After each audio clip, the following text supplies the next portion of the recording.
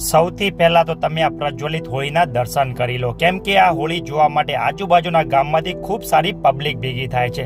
લો હવે તમે પણ વિચારતા હશો આ વળી કેવી હોળી. જે પુરાણા બાપ દાદા વખતથી આ ગરમ બાંધું ચાલુ છે ભાણપુર ગામમાં. કેટલો સમય થઈ ગયો? વર્ષોથી દાદાઓ વખતથી.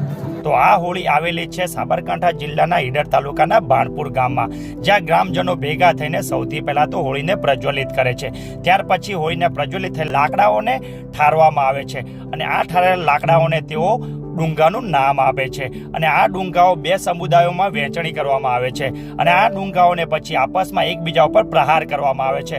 આ પ્રહાર પણ સીધો મારા પગ વચ્ચે આવી ગયો. હું તો બચી ગયો, પણ અહીંયા કોઈ બચે પણ ખરું અને કોઈને વાગે પણ ખરું. અને આ વર્ષો જૂની પરંપરા આજે પણ આ ગામજના લોકો જાળવી રાખેલી છે. તો તમે પણ આ હોળીના દર્શન કરવા હોય તો હોળીને દિવસે સાબરકાંઠા જિલ્લાના ઈડર તાલુકાના ભાણપુર ગામમાં અવશ્યથી પધારો.